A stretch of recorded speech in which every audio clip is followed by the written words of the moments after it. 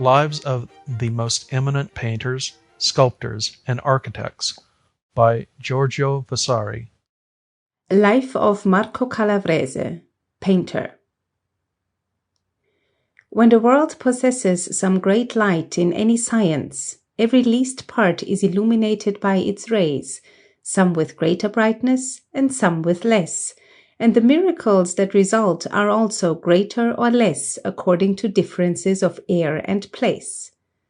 Constantly, in truth, do we see a particular country producing a particular kind of intellect fitted for a particular kind of work, for which others are not fitted, nor can they ever attain, whatever labors they may endure, to the goal of supreme excellence.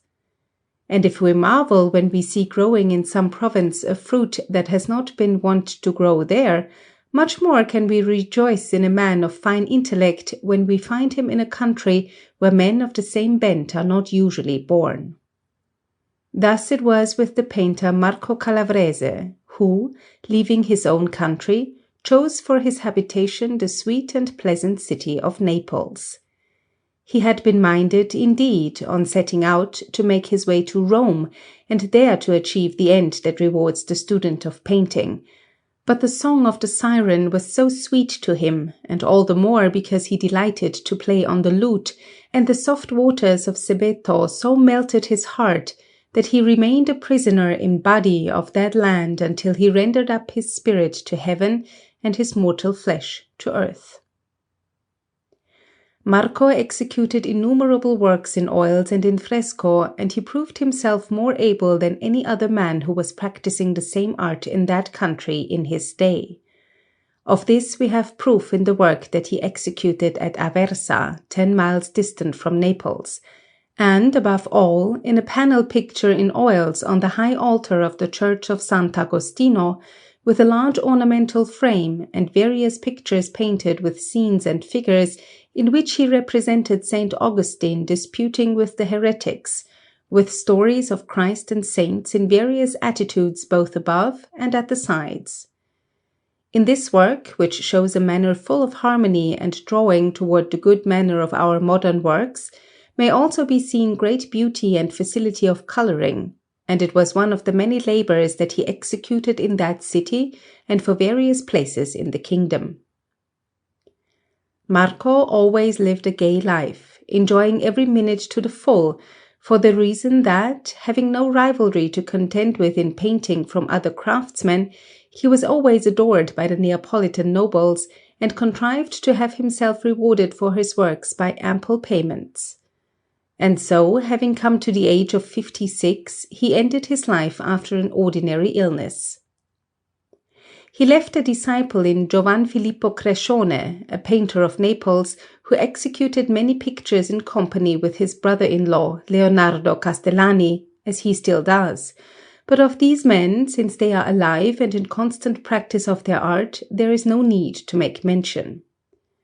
The pictures of Maestro Marco were executed by him between 1508 and 1542. He had a companion in another Calabrian, whose name I do not know, who worked for a long time in Rome with Giovanni da Udine and executed many works by himself in that city, particularly facades in chiaroscuro. The same Calabrian also painted in fresco the chapel of the Conception in the Church of the Trinità with much skill and diligence.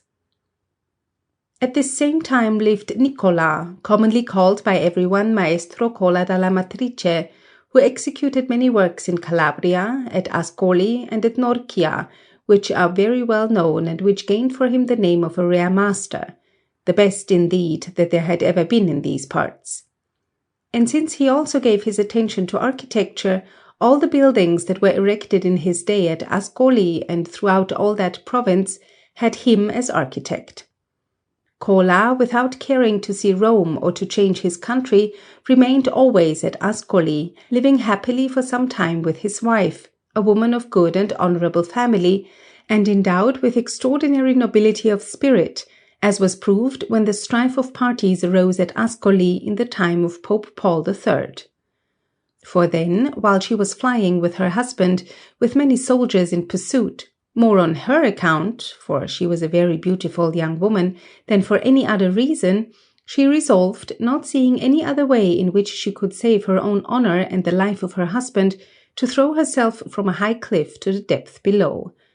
At which all the soldiers believed that she was not only mortally injured, but dashed to pieces, as indeed she was, wherefore they left the husband without doing him any harm, and returned to Ascoli.